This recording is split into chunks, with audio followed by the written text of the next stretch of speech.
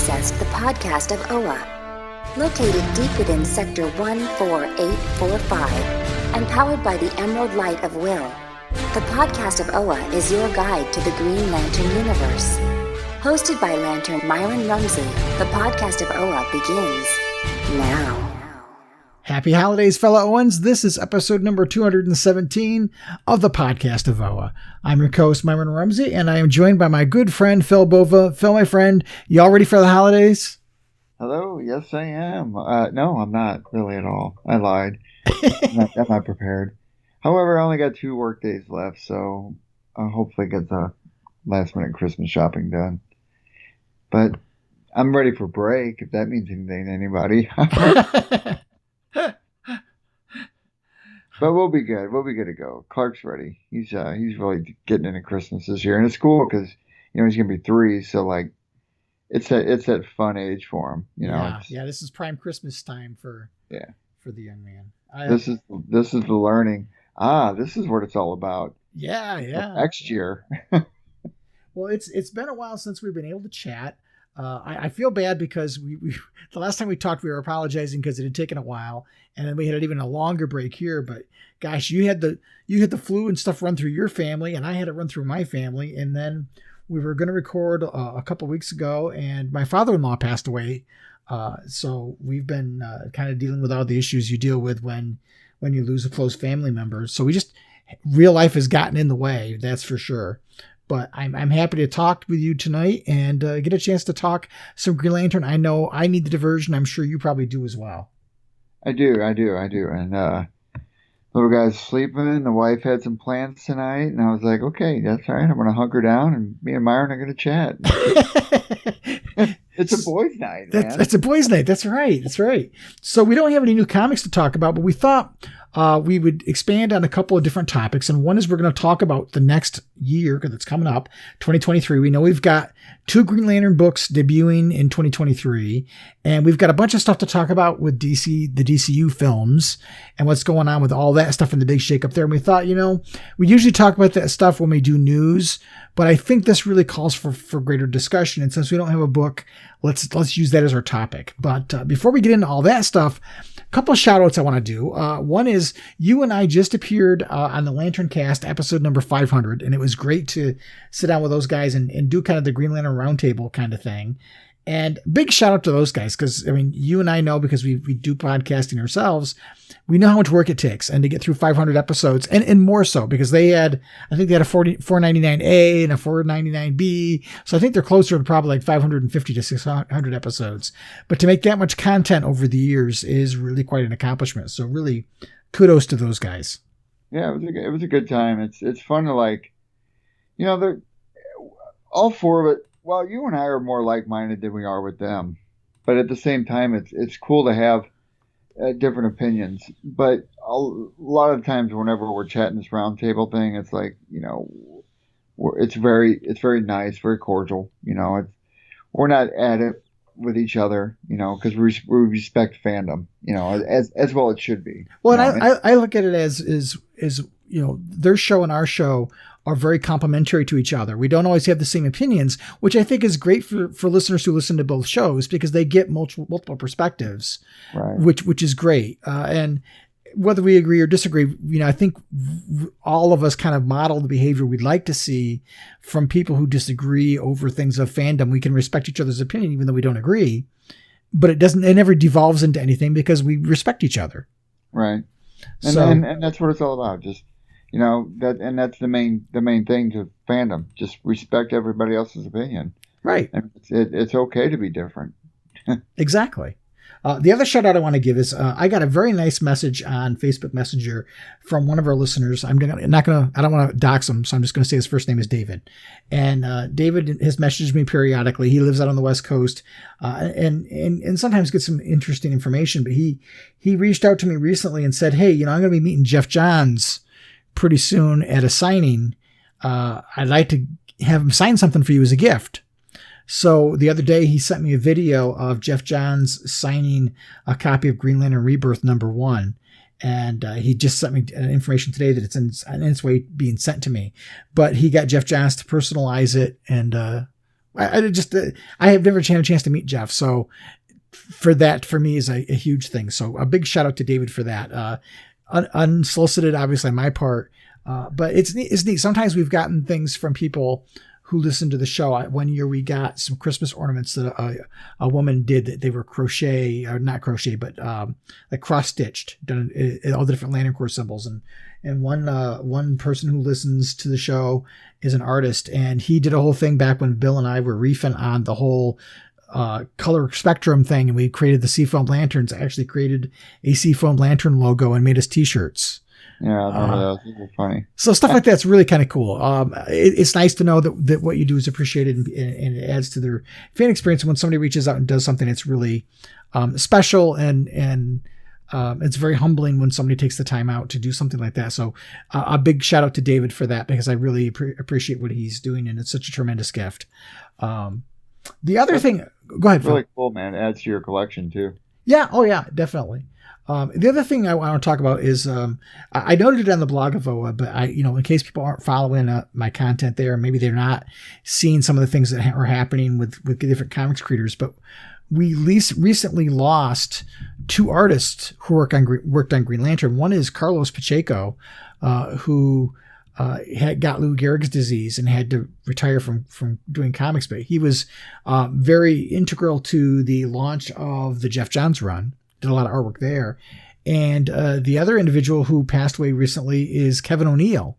And Kevin O'Neill, he had a long battle with cancer, and he was a British artist who was, was part of the whole British comics boom back in the 90s.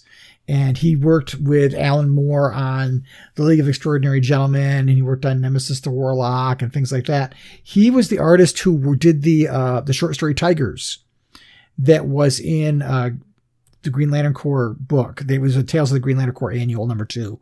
And Tigers was the story that told of Abin Sur and the whole Blackest Night prophecy that Jeff Johns picked up on. He was the artist who did that. And he did a couple of other Green Lantern things as well, but not a huge contribution in terms of volume, but certainly in terms of the importance of the stories. So it's sad to see the loss of those two individuals in particular. It's always when you get, you and I, when you get older, you start hearing more about artists and past writers passing on, from those time eras that you used to, to read those books passionately, and it's like there's so many new writers and new artists that are up and coming that just like, man, just the names, so many names and lost names, Agreed. So we're going to take a topic. Now, we talked a little bit about some of this stuff on the Lanterncast episode, but we didn't really get a chance to expound on it because, again, we were guests on another show, and there were, I think, 7 people in that roundtable. So I want to get a chance to go over some of this stuff in greater depth. So we're going to go ahead and do that after the break. Of course, we have a Know Your Core segment to go through. Right on. All right. So we'll be back in just a moment. Jason Spizak does Razor, singing Razor the Red-Nosed Lantern. You know Aya, Hal Jordan, Kilowog, St. Walker, and Mogo, and Stewart, and Rayner, and Gardner. But do you recall the most angry lantern of all? Razor the Red-Nosed Lantern had a very shiny ring, and if you ever saw it, you would run in fear from his bling. All of the other lanterns wouldn't let him help the cause. They always left poor Razor behind the Interceptor's doors. Then one foggy Oa Eve, Hal and Kilowog came to say, Razor, with your ring so red, won't you kill the manhunters dead? Then all the lanterns loved him as they made their constructs green. Razor, the red-nosed lantern. We love you 'cause you're, we love you 'cause you're, we love you 'cause you're always mean. Was I on key? Fellow Owens, happy holidays and welcome back to another Know Your Core segment. This episode, we got a man by the name of Fentara Rrab, a Graxonite from the planet Graxos 4. He served as an officer in the Green Lantern Corps and operated out of Sector 2815. His teenage daughter, Aricia, later assumed her father's duties as Green Lantern. Fentara Rrab was created by Mike Barr and Len Wein. First appearance, Tales of the Green Lantern Corps #1, May 1981, and the appearance of his demise, Blackest Night, Tales of the Corps #3, September 2009. Thank you, fellow Owens, for another cool member of the Know Your Core segment.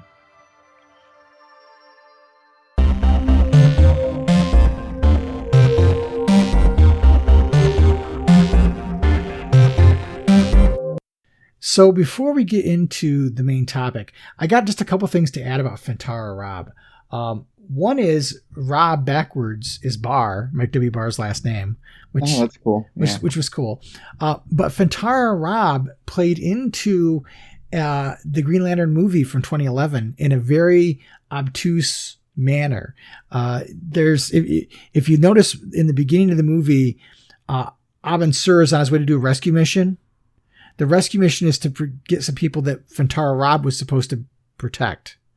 And there was a alternate reality event that they did to promote the movie. And it was a whole thing of these astronomers who had discovered the Green Lanterns out in space. And it involved Amanda Waller. A long story, but it involved Amanda Waller. But one of the things that they released as part of this was an audio clip of Fentara Rrab calling out for help because he was under attack by Parallax. Huh, very cool. So I have the audio clip. I saved it because I participated in that event. I'm going to drop the audio clip before we get to our main topic, just so people can hear it because it was really kind of cool. Very neat little factoid. Audio anomaly picked up in the area of disturbance near Cygnus, classified top secret. The contents and the technology used to record and broadcast this, seemingly from deep space, are presently unverified and suspected to be of alien origin. Any clearance request should be addressed directly to Wall.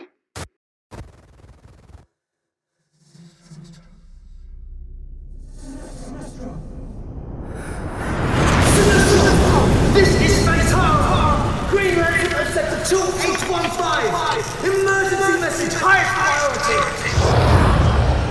Sinestro, I fear this will not reach you in time!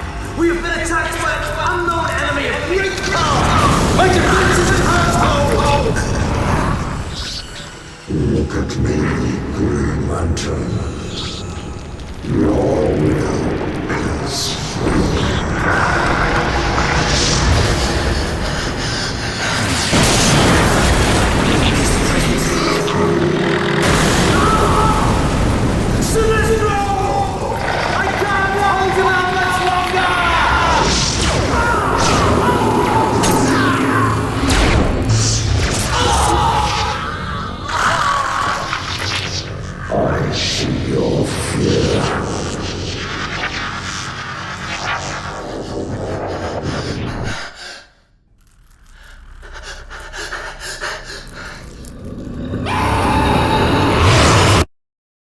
All right. Well, DC Comics has talked about the new Dawn of DC initiative, and 2 books got announced out of that are Green Lantern related.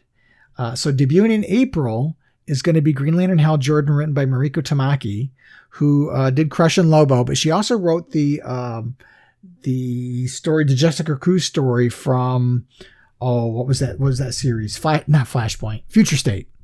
She wrote the Future State story with Jessica Cruz. So she's going to be doing that. And DC is describing it as fan favorite Hal Jordan returns to Earth and to his blockbuster superhero action storytelling roots. And then later in 2023, and we don't know the date, is going to be a Philip Kennedy Johnson book that's going to be called Green Lantern John Stewart. And they describe that as the beloved John Stewart gets back to basics as the military-trained, gritty but heroic Green Lantern. No artist has been announced for either book yet. But since then, Philip Kennedy Johnson has said that his series is not an ongoing series, but a mini-series. Whether that's going to be 5 issues or whatever, 6 issues, he didn't say yet. So it looks like it's far enough down the road that they haven't nailed out all the details. So we know we have those 2 things to look forward to, at least. Next year. So I want to talk a little bit about those 2 books and what our thoughts are. Phil, do you have any thoughts in particular or any opinions about either one of these books? Well, forward thinking, I would have liked to have them start off with a Green Lantern book. However, in light of that information that you just mentioned, if it's going to be a mini-series, one's going to be a mini-series. I don't know what the Stewart one's going to be. But it would be cool if they were both be mini-series and those 2 titles later on combined and led into the formation of a new Green Lantern Corps. I think that would be a really, really cool tactic to use because I don't think I've seen that done in comic books before, having two title characters lead the main book, and then have them converge down the line into one central book that you write moving forward. Right. And there's no information about the Hal Jordan book as to whether this is also a miniseries. They don't say. It's been, I'm sure we just got the March solicitations, so I'm sure in January when we get the April ones, maybe it'll become a little clearer. I think Philip Kennedy Johnson is a really good writer. I haven't read a whole lot of his stuff, but what I've read I really liked. Mariko Tamaki, I like the Jessica Cruz story from Future State. Not thrilled with some of the other things I've seen and read by her or have browsed by her, but willing to give her the full chance to show what she wants to do with this.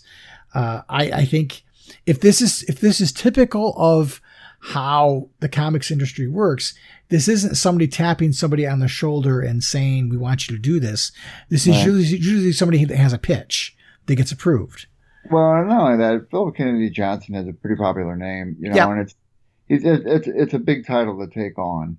Now, I will say this when it comes to titles and when it comes to writers and their artists, you and I both know that whenever it comes to something new, we always give it a chance. So it's like, I'm not going to go into these books with a negative attitude, so much so that we did going into the prior travesty that was the Jeff Thorne run. Right. Right. Only because, I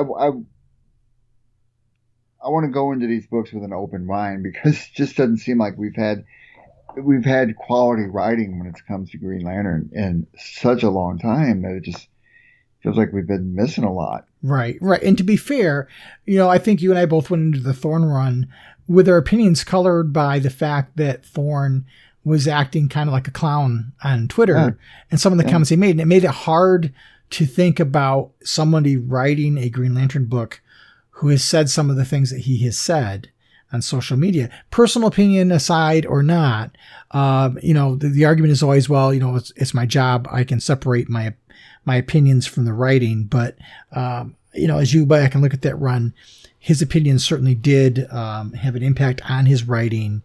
Yeah. And how he dealt with some of the characters and some of the choices he made. Whether he wants to be honest about it or not, that's, whatever.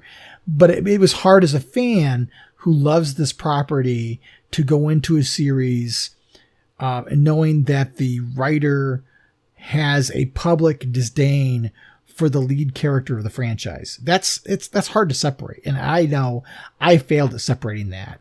That's just, it's something I had a real hard time with. And then when I read it, my concerns were justified in terms of the fact that, well, the writing kind of stunk from that perspective. But, it didn't, my opinion wasn't colored by that until I read it. I gave it a shot. Certainly I was not as positive thinking going into it, but I gave it a chance and wanted it to be good. I want any Green Lantern stuff to be good. But at the same time, Myron, man, I mean, you're a seasoned veteran when it comes to Green Lantern stuff, and you give a fair shot to anyone, Now, you gave a fair shot to Jeff Thorne regardless, because we still went into that book. Okay, we're going to go into this with an open mind, because we don't have to be too objective about it. We can look at it through and see how it goes. By 3 issues, we already knew it wasn't going anywhere good. Right. And by 4, it made it worse from there. But at the same time, man, you have a valued opinion when it comes to your knowledge base when it comes to Lantern books, who's written them, and who has chosen to be the artist, and it all comes down to a lot of personal opinion. I know how that works, and everybody is not going to like everybody else. Right. I don't particularly like Mark Waid as a human being. Some of the things that he's done, I think, is really awful. But if I see his name in a book, I know that the quality of the book is probably going to be pretty good. Exactly. And I can separate the art from the artist most of the time. When it comes to these 2 books, I think the John Stewart book is in really good hands. I think Philip Kennedy Johnson has a good grip on the character. I do worry that they're going to focus so much on the Marine element to John Stewart when that's really secondary to his character. But because of the animated series, it's become front and center. And I know Jeff Johns tried to marry the architect and the soldier bit, but I find people leaning heavily into the whole soldier thing. And nothing against, I think that John Stewart being in the military is it's a good piece of history, but sometimes writers overlean on it too much and it becomes all there is to him. But I think that Philip Kennedy Johnson is a strong enough writer that he's going to, I can't let that 1 sentence blurb from a PR department make me think that it's not going to be a well-rounded character. I hope it is going to be. When it comes to Marika Tamaki, I haven't read a whole lot of her stuff. I honestly have a little bit of caution because of the whole the Starfire book that she did, the young adult book, which was very much like a self-insert. Those kind of things bother me a little bit, but that book is its own thing. She obviously must have had a pitch that DC liked. I want to see what she's going to do with a mainstream character like Green Lantern. Like I said, I felt that she wrote Jessica Cruz very well in that whole story where she gets the yellow power ring. I thought she wrote that story very well. So I'm interested in seeing what she's going to do. So I have a question for you. Mm-hmm. Would you say, I guess, Mariko Tamaki would be the first female writer on Hal Jordan? I would say yes. Mm-hmm. That's pretty cool. Yeah. That's saying something. And I think she's going to do a good job. And it's going to be nice to see how Hal's written through a female lens. I think that's going to be pretty crucial to his character. It may help tone him down from some of the stuff that has followed him around over the course of the years. Yeah, I think sometimes there's definitely this whole dude bro personality that people associate with Hal, or the himbo personality. I've always looked deeper as to why the character might come off that way, and in my own headcanon have been able to find ways to work around that and deal with it.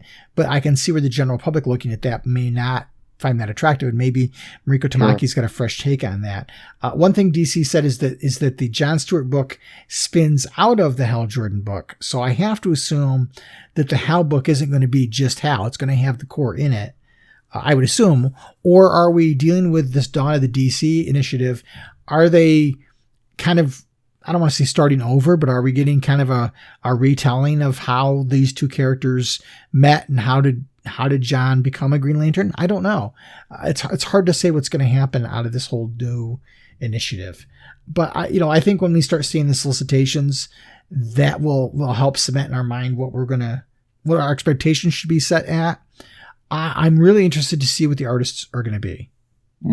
Yeah, that's pretty critical. I mean, I'm not going to lie. It's nice to see lanterns drawn and colored nicely. Yeah, it's got to be good art. I mean, sometimes that can take me. I know for me, it can take me right out of the book if the art is really horrible. Mm-hmm. It does for me. It does for me too. I'm not gonna lie. It's a visual medium, and if you're looking at an image and the character's got the wrong color boots, or they're missing the ring, or the ring's on the wrong hand one panel and the correct hand the next panel, it kind of maybe I'm too fanboyish about it, but it takes me out of the reading experience because I'm trying to visually create an animated movie in my head, and I'm using the pages as cues as to what I should be seeing. And then when I see it wrong, it just throws me off. I mean, I have the same problem back in the old Super Friends cartoons. There's a lot of examples where like Batman's logo is missing in a small section or things are goofed up. And back as a kid, I didn't notice it. But now looking back at the old cartoons, I'm like, wow, that's awful. And I don't know. I want to see care given to these characters, just as, you don't find a Superman book where Superman has red trunks in one panel and orange trunks in a different panel and yellow trunks in a different one. I mean, it's got to be consistent. Well, yeah, because attention to detail is different from having crappy art, Yeah. I mean, you can be a crappy artist, and at the end of the day, you know what? It's like I can see past the crappy art, and it's written well, fine.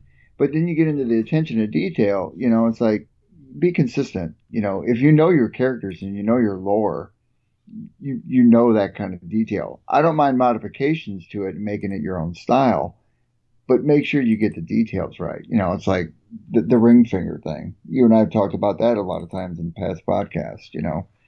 Get it right. Make sure it's on the right finger. Don't be that person that doesn't do it right.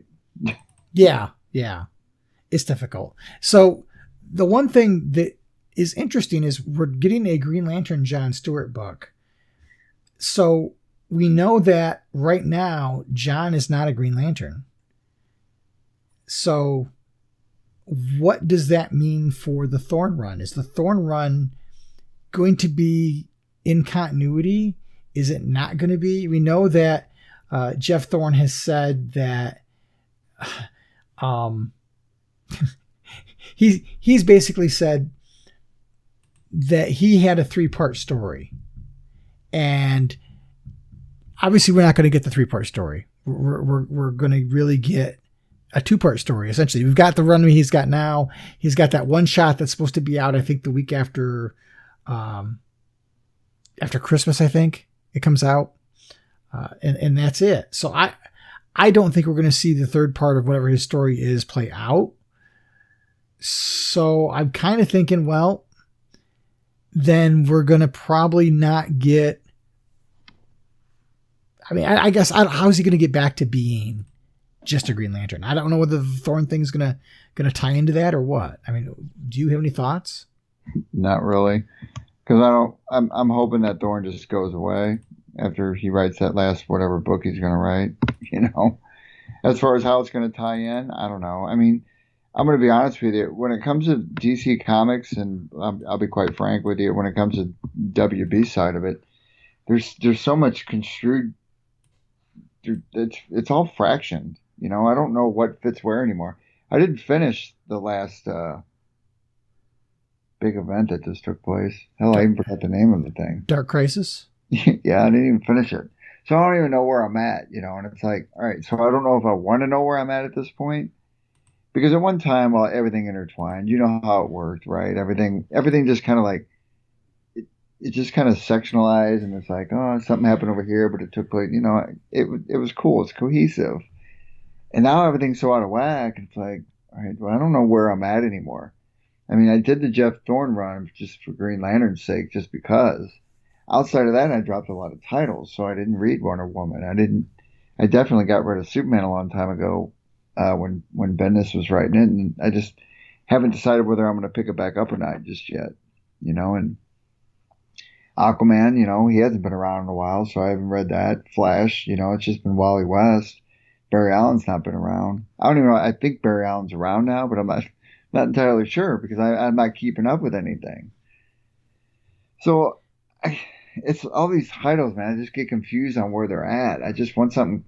I'd like something cohesive for a change. I'd like some continuity. I always felt like, in when DC was at its peak, I felt like it was one cohesive universe.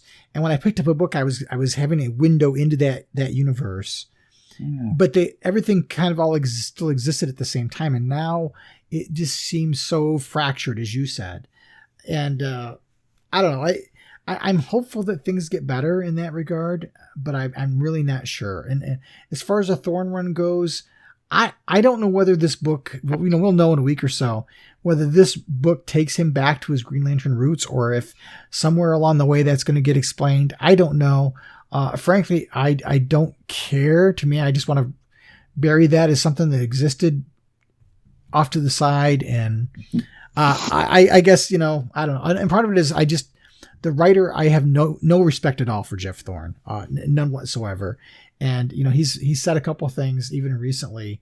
I think it was last month or the month before, he did a whole thing in a forum where he talked about what his goal was, and his short version of things is he basically said, that two Green Lanterns should never run into each other unless it was Crisis on Earth levels status. That there shouldn't be anything, the two Green Lanterns getting together unless there's something cataclysmic. That doesn't make any sense. No. And then he was like, despite all the attempts to differentiate the Green Lanterns, they're all interchangeable. So they're sort of unique, but individually, you can mix and match them however you want.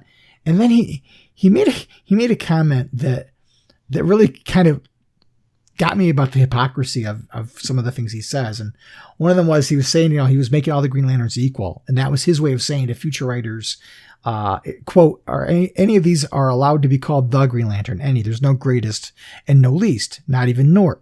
Feel no pressure to focus on whoever was leading the book in the previous regime or the previous 10. Do your thing and use the lantern you want, guilt-free. They are all 100% interchangeable and each 100% deserving of the solo spotlight." But John Stewart is not the same. He's not equal. No. Right? No, so on one hand, he's like, well, I want them all to be equal, but John has specific plans for that makes him different. And I'm like, come on. So they're either all equal or they're not all equal. But anyway, I don't want to spend any more energy on Jeff Thorne. I know we're going to be talking about that issue when it comes out in a couple of weeks, but my predictions for 2023 for Green Lantern are, we're going to get these two books, obviously. My hope and my deepest desire is that we're going to get more ongoings out of that, because of course you and I both know that John fans and Hal fans are going to be happy because they're going to be getting something to read this year. But what about the fans of Kyle and Guy and the other 25 million Earth Lanterns that are out there right now? Pardon my sarcasm. Simon Baz, poor Simon. Poor Simon. Merry Christmas, Simon. Poor Simon. I desperately want to see this franchise thriving to the point at which, if we're going to have all of these characters, that they all get a spotlight. And even though some of them are ones I could care less about, I know somebody else does care about them, and they deserve to have the same kind of reading experience I want to have. And if we're going to have them all and they're all going to be Green Lanterns or whatever, who knows? We know some of them have had their cores changed, and Simon Baz is no longer a Green Lantern per se, at least according to Jeff Thorne's run. If that all sticks, I doubt it's going to stick, but we'll see. But my biggest desire is to see that whatever DC decides to do with Green Lantern, A, it is good, and B, it's something that doesn't promote one character at the detriment of another. But that's fair. I want to see a Green Lantern Corps book. I really miss, part of my criticism of having all of the Earth Lanterns is the more Earth Lanterns there are, the less page time is given to the aliens. And I think most of the aliens are far more interesting characters. And we've lost that whole sci-fi element because it's become a bunch of humans with power rings. And I don't want that. I want the cool sci-fi stuff that we used to get back in the day. I miss that. Well, you could write a good book and have all the Earth Lanterns in there. You just don't have to make them the focus every issue. You know what I mean? Right. They could be drawn in a couple of pages just as a background character or doing something abstract or whatever the case may be. And it's like, but the focus is on other things that are happening in the book or whatever that story pertains to. You can have them in there the whole time. It's just, I don't know. But like you said, there's no Kyle. Kyle hasn't been around for a while, Yeah. I know there's a huge base for Kyle. I'm one of them. I like Kyle, and I'm disappointed that DC just decides that sometimes these characters tend to disappear, and I don't know. I guess that's just the ebb and flow of the normality of comic books, and and sometimes when you have to eat it, it sucks. I mean, to be quite fair, look how long we've had to eat it when Hal hasn't been around. And we force-fed Thorn's Run for how many issues we had to read it. It's like trying to swallow Spam coated in molasses. But yeah, my hope is that these two books do well enough that DC invests some time and energy into building the Green Lantern franchise again. Will it ever get back to the heyday we had when Jeff Johns was there, Jeff Johns and Peter Tomasi? I don't know. I'd like to think that, but time will tell. Time will tell. But whatever comes out this year, I want to support, and I hope that it is well received and sells well enough that we get more stuff. Well, I got a 2023 prediction. I think that Larfleeze is going to show up someplace. Gosh, I hope so. I do. Merry Christmas, Larfleeze. I miss you. Have you made your cookies yet? No, I'm doing them this week, I think. Yeah, I'm planning on doing them this weck. I did some cookies tonight. Clark wasn't very much helpful. He kept trying to take the pans, and he kept on putting the dog toys on them. But I finally got him. But I started just doing them myself because he wasn't, Anyway, but yeah, I'm going to do the Larfleeze ones because I'm going to have them for Christmas this year. Good. And I think I'm going to do them. I usually modify it a little every once in a while, so might do them a little bit different this year. I will say that they are a unique cookie, baking them with the orange in it. Yeah. You don't have a lot of cookies that have orange. If listeners aren't familiar, Jeff Johns did a Larfleeze Christmas special, which is so much fun. But in it, Jeff Johns gives you a recipe for Larfleeze cookies. Mm-hmm. And they are worth doing. In fact, I'm going to link in this episode notes. Out on YouTube, we have a fan effort of I don't want to say animated, but a read to you version of the comic. Done with a voice cast and so on, which is really a lot of fun. It's like a motion comic kind of thing. You can also put up a link for the recipe. Yeah, the recipe's out there. So definitely you should make them. And if you haven't read the Christmas special, do yourself a favor and seek it out because it is worth reading. It is a lot of fun. Long story short, it's basically Larfleeze discovers Christmas, and of course. When he finds out that there's some elf type character who delivers gifts to people on Christmas, hilarity ensues when Larfleeze go in search of Santa. I will say this. I like the way, so if anybody Googles this and you just Google Larfleeze cookies, a good image comes up and it's from the book, and it shows the recipe and whatnot. And I want to print that out on a really nice cardstock. And I want to frame it for the holidays and just use that as one of my main pictured hang-ups for Christmas time. Yeah, that would be cool. Hang up in the kitchen. That'd be awesome. I kind of wish DC would do a small cookbook thing. You've seen those cookbooks that are out there. I think you and I have talked about them before off mic, where there's like, my son is into World of Warcraft. There's a World of Warcraft cookbook. There's a Harry Potter cookbook. I got the Game of Thrones one. That's right. You were talking about the Game of Thrones one. It'd be nice if DC did one and they had Ollie's chili, the Larfleeze cookies, and I don't know what else you could throw in there, but you could make some other fun stuff up and pull some different things out. But that would be fun because they did do a recipe for Ollie's chili that was printed in a past comic, so you could reprint those and collect them. I'm sure you could come up with something, and it could be unique because I don't think Marvel's done anything like that. No, it could be a lot of fun. But anyway, so we're going to shift gears and we're going to shift from the comic books to the ever-changing landscape at Warner Brothers and its approach to DC films and content. So we know that in recent weeks, James Gunn, and I cannot remember the other individual's name off the top of my head. Saffron? Yes, Saffron, thank you. They are now in charge of the DC products. They've talked about the fact that animation and TV and movies will kind of all be interconnected in some way, consider them all the same universe. We've had, just before that, we had the announcement that the HBO Max series was going to shift from starring Alan Scott and Guy Gardner and Jessica and Simon to being a Jon Stewart vehicle. And we've just recently seen that there's a whole bunch of shakeup going on. There's not going to be a Wonder Woman 3 with Patty Jenkins.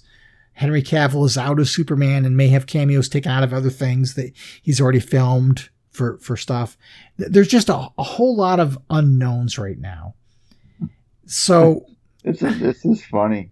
I mean, you just sit back and it's like an implosion. But I'll stand by what I said, man. A long time ago, I said, they need somebody to come in there, and they need somebody that has, a vision and the course, and call it for what you will. And I know fans or whatever they are about this whole thing. Everybody should have known this was going to happen when you hire two guys that are going to come in and that need to make their own thing. There's hard decisions that they're making, and those kind of hard decisions are never going to be wholly embraced by 100% of the audience. No.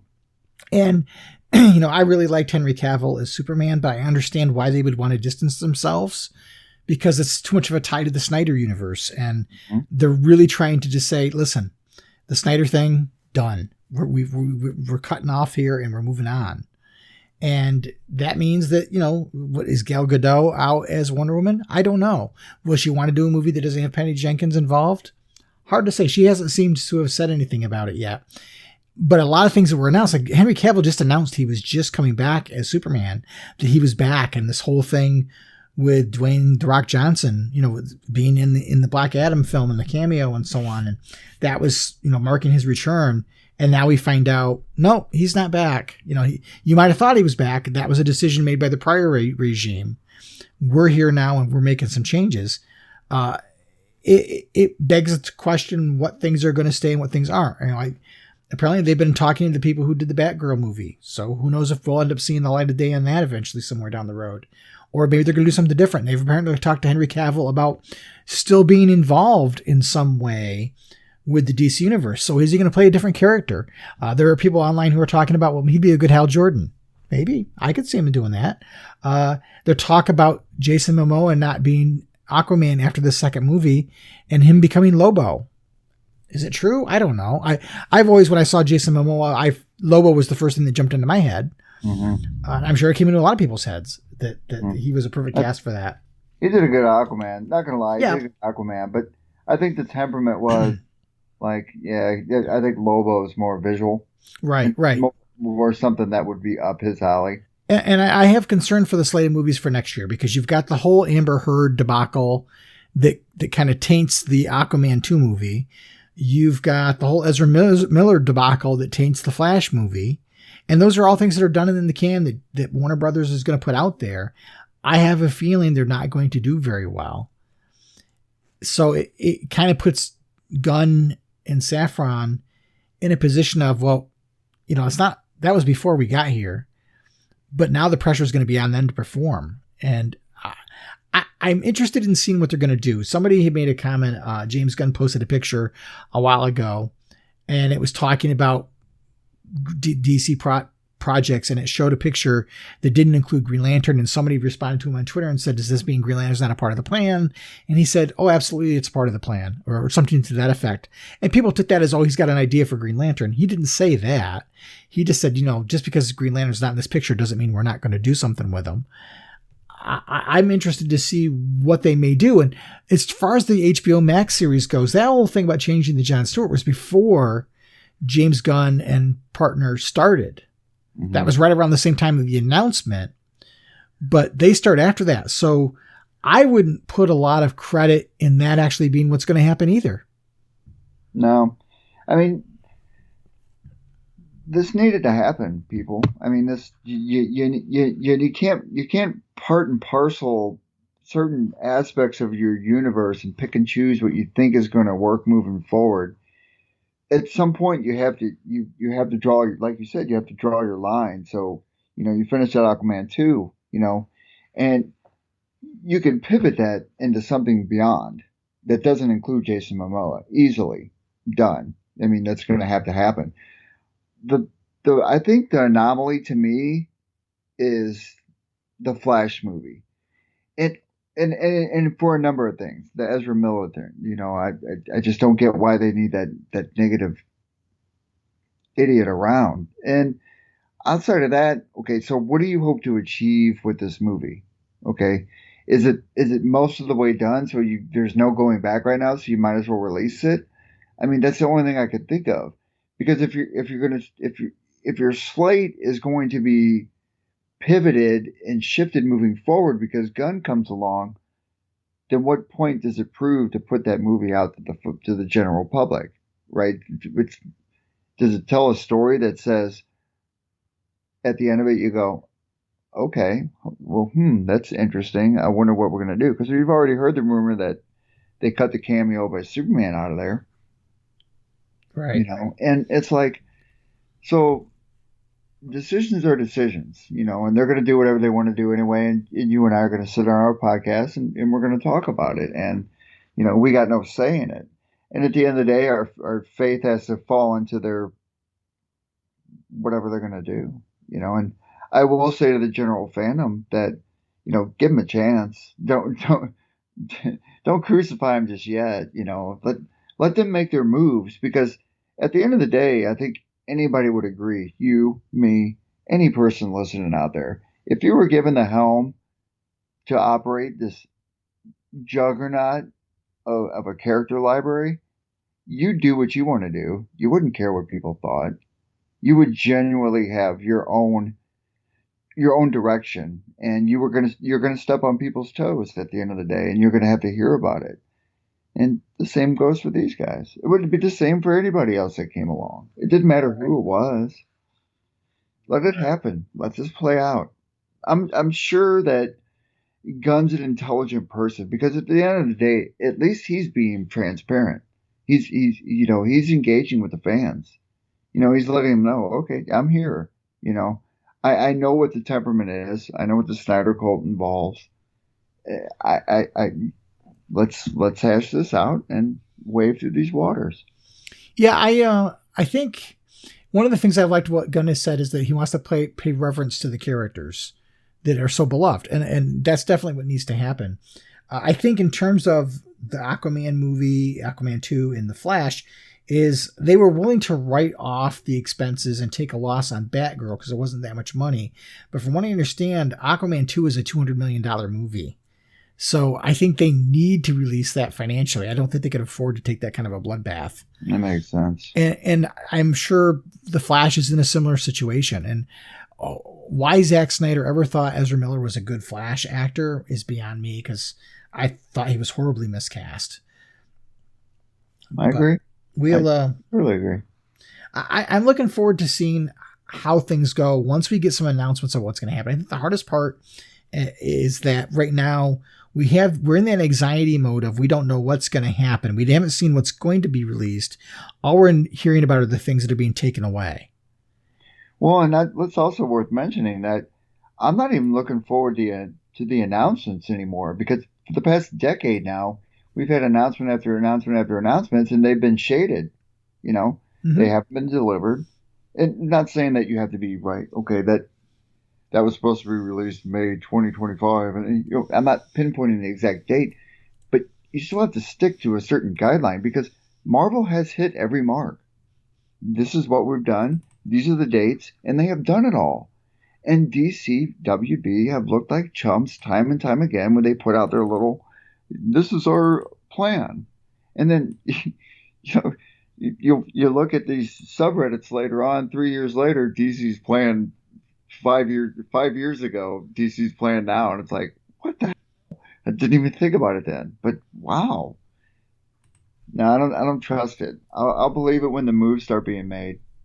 Yeah, it's hard to get excited about it because there's been a lot of statements made in the past that end up not being true. Yeah. And that makes it very, very difficult to take what somebody says and get excited about it. I mean, it wasn't that long ago. It was 2016 when Jeff Johns was on that special with Kevin Smith. I don't know if you remember that special, but they were announcing all the DC slates and in the whole DC film schedule they were going to do. And they talked about all the movies that were coming out, and they talked about Green Lantern at that point. Well, that was 6 years ago, going on 7. But, you know, it was a whole special they did on TV promoting what their schedule was going to be. It was very, I was very excited when that whole thing came out, because it gave me hope that there was a plan and that there was definitely something that was going to happen, because there was commitment there. Mm-hmm. And then you get to the point where, well, no, we're not doing this. We're not doing that. It all changes. The players all change. And, it's hard to have faith in it, because you don't trust in the vision, because it doesn't appear like there is a vision that's consistent. Right. I mean, yeah, because we've been provided smoke, and it's like, and I've seen through it. It's like, yeah, okay. Yeah. They didn't hit that mark. They didn't get that. They didn't release that. They weren't doing that. Well, now you got somebody like Gunn coming along, and and I'm not looking for him to sit here and tell me this is what we're doing, this is what we're doing, this is what we're doing, because at the end of the day, I'm not going to believe him anyway. Yeah. Like I said, I'll start believing things when moves start being made. Right. And you start clearing up the interference, because I'm tired of hearing stupid stories. It's like the latest rumor with The Rock. Just using Henry Cavill just to not only exploit his character more, but to try to drive up his popularity in the DCU so he can get a chunk of the pie and start making decisions. Yeah. Well, then your movie doesn't do so well, and then you start getting tagged with providing false information about how much money your movie has made. It's like, man, you don't need all that interference. I don't want to hear that stuff. No, and now you're hearing that he's to the character. He's unfollowed DC on Instagram, and it's like, come on, guys. But not like that. We don't need that. Where James Gunn gives me some optimism is that when I look at did you watch the Peacemaker series? I did. I liked it. I liked that a lot, and I liked Guardians of the Galaxy, at least the first one. And I liked his version of Suicide Squad, and only of the fact that he was willing to take creative chances and bring some of the things which, I never in my wildest dreams, I thought I would see Starro on the big screen. I know. Yeah. So where I have optimism is that if Gunn gets a chance to do something with Green Lantern, maybe we'll get some of the really cool, fantastical sci-fi stuff. I just want to see Hal and a bunch of aliens. And some of the more offbeat Green Lantern characters that we have not seen in live action brought to life. That's what I want to see, and I'm hopeful that if he's given the opportunity to go down this road, that we'll get that. As far as the HBO series goes, I kind of wonder if we're actually going to get anything. I don't care anymore. Yeah, it's been so long. The creator, not the creator, the person, the showrunner left, the main writer left after they'd already wrote some of the scripts, so they changed directions, and then Gunn comes in, and I kind of think if we're going to look at this as one big happy universe, that if we're going to get a show, I don't think we're going to get a show right away. I think whatever plans they had are going to be changed. I just feel like a while ago that all these idiots sat in a room and they had this Velcro wall, right? And they each had a beanbag in their hand. And every stupid idiot that was in that room threw something at that wall. And whatever stuck, and whatever didn't fell off and hit the floor and went splat. It's like all these idiots sat around with these decisions. And it's, like I said, if you want to make a mark for yourself, you have to have a clear message. And I don't feel like you're getting your message out there. Marvel has always had a clear message. Now, I will say the one thing about that me personally, since I'm not even a Marvel, I've never read Marvel, I don't read it. But every single series or movie that I have seen that has to do with Marvel, and I've done them all, I was amazed in one way or another, even if I didn't like it or not. There were different things that were unique about each one that fit everything that Marvel does and has done. And they have that unique quality with them. And I'm not trying to say, hey, you have to have this whole connected universe. Not looking for that. But when you have a thread that ties everything together, number one, And you have, this unique way to find these writers or find these directors that can really, really make a series really hit, even if it's a short one. You're doing well. And I told you on the text, that's the one thing about Marvel you don't hear. You just hear some smidgens about, oh, it was okay, I kind of liked it, it wasn't the usual Marvel. But when you get to the DC side, man, you just hear so much negativity, so much static. And if you won't be able to get past that until you get your message out. Yeah. I think Marvel has benefited from the fact that they're steering their own ship and they don't have to answer to another studio, at least now but now they do because of Disney. But I mean, they were able to build that foundation and establish trust with the audience and with Disney, who then, takes them over, because they have been able to successfully build that model. Mm-hmm. There's no reason to change the formula. So they're able to guide their own ship. And I think DC movies in general have been at a disadvantage because they're part of a studio system, which is still very much the old school studio system. And so they didn't trust DC to make their own movies. And I think I've said it before.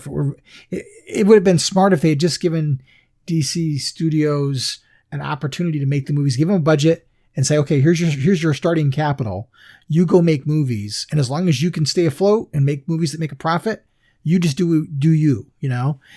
But I think they interfere because they're too much of that stereotypical studio mentality. So I think whereas Warner Brothers should have been an advantage for the DC films, it was more of a hindrance than anything else. Well, what about this concept? I mean, so you have your DC Studios, whatever you want to call it, right? But let's say your panel of people consists of significant writers on DC content over in the publishers, right? Mm-hmm. Now, so you have Jeff Johns in there. I don't know. It doesn't matter who it is. Doesn't matter what name you throw out there. But let's say you have that talented pool, and you could have 20, 25, 30 of these people that offer insight into the foundation of a particular character. So, for an example, Scott Snyder and Batman. I mean, why would you not have that man in any kind of panel when it came to Batman writing, or at least have some input? Because that kind of input goes to the depth of characterization, And I think that would be one thing that would benefit from having these movies. I don't know if Marvel does that or not. Watching She-Hulk, I mean, she always broke the fourth wall in the comic book. So whoever wrote that series knew that. So, but that's the kind of stuff that I think would benefit from it. Agreed. Yeah. Anyway.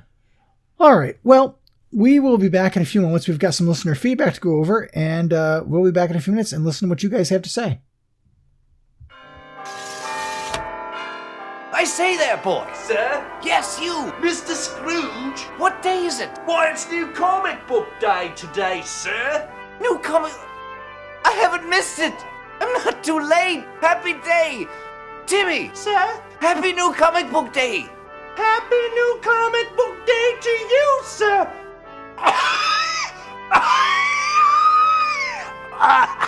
Happy New Comic Book Day to us all. Happy New Comic Book Day to us all. Happy New Comic Book Day, everyone.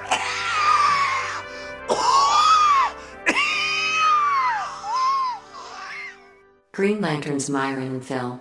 The first message I have for you is from Corey. Corey is commenting on your recent conversation about what DC Comics should do with the Green Lantern franchise. Commencing playback in 3, 2, 1. Hey guys. With the announcement of Action Comics going in a different direction to focus on the Superman family members, I got excited.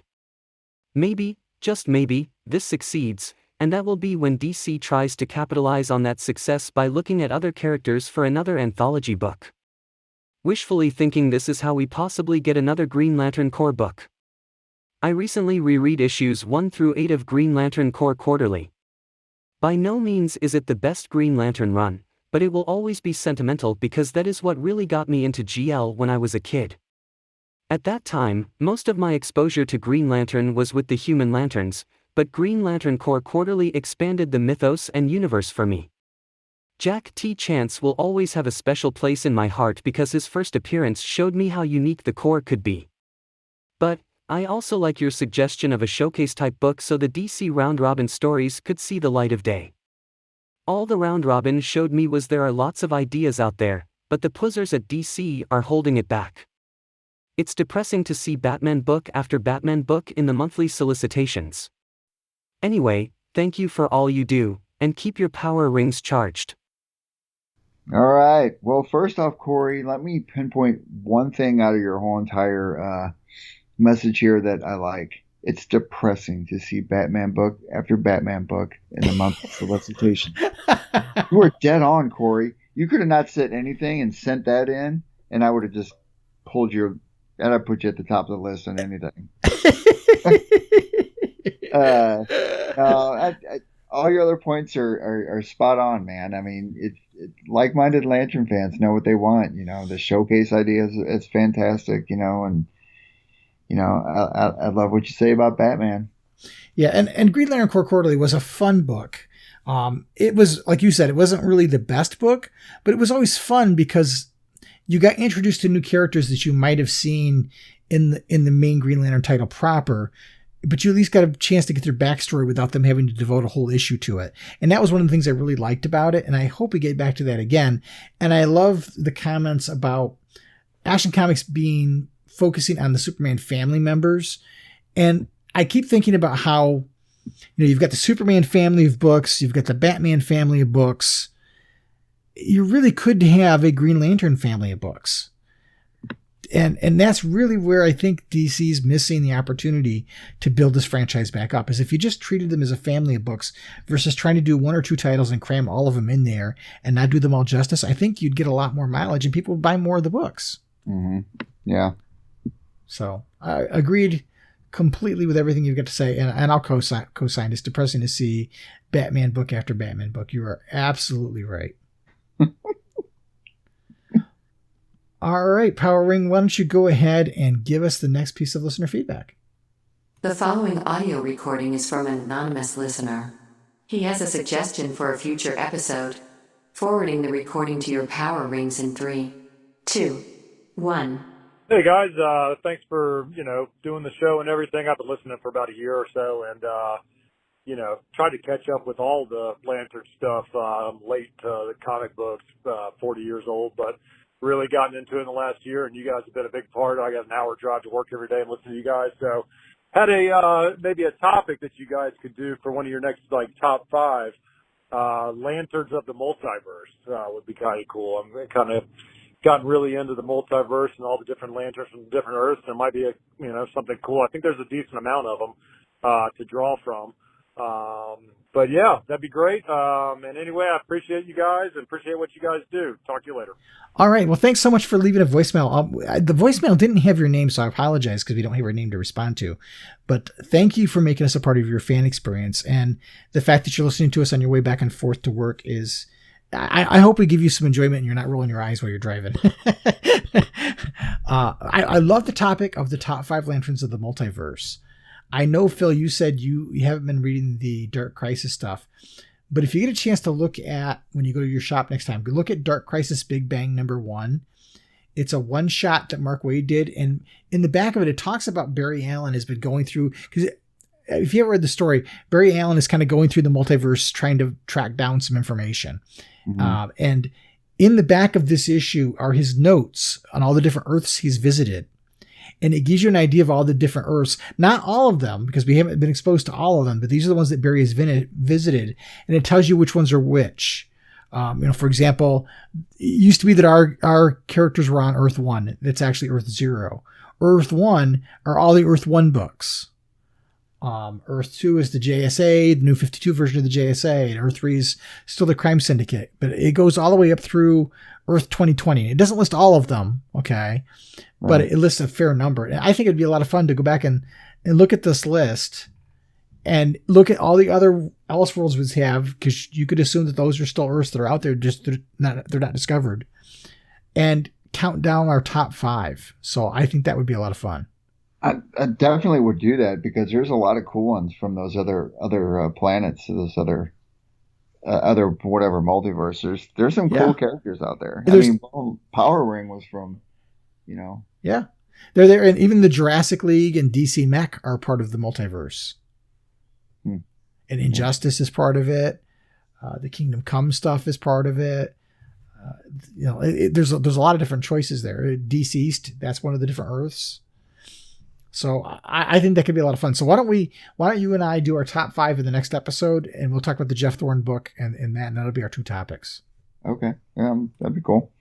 But thanks again for leaving a voicemail. It makes my job a little easier as the person editing the show, because I can just drag and drop the voicemail file into the editing software. So we'll have the Power Ring tell you guys how you can be a part of the show, and then we'll be back to wrap things up. You can become a part of the show by leaving a message up to 1 minute long on our voicemail line. Call us at 406-POD-OA. That's 406-763-6362. You can also email us at podcast@blogofoa.com. We'd love to hear from you.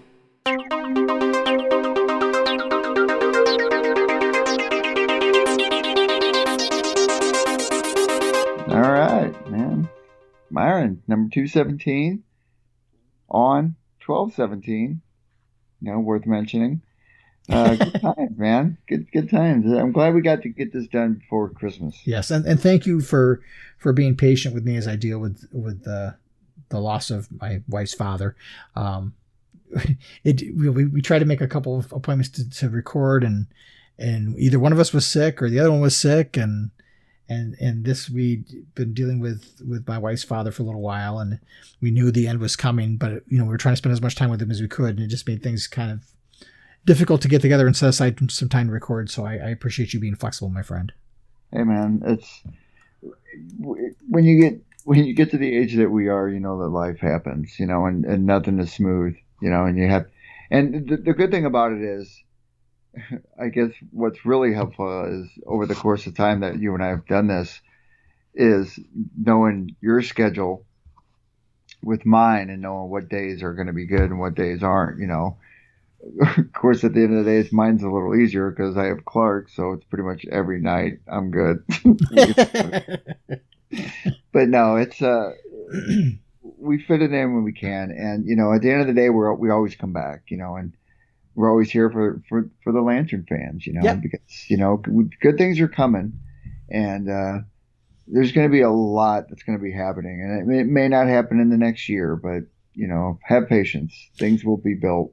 Yep, and I appreciate the listeners sticking with us, and I've had a few people reach out to me and ask me if I was okay or if you were okay, and because they hadn't heard from us recording in a while, and I tried to explain what was going on. So I appreciate people reaching out.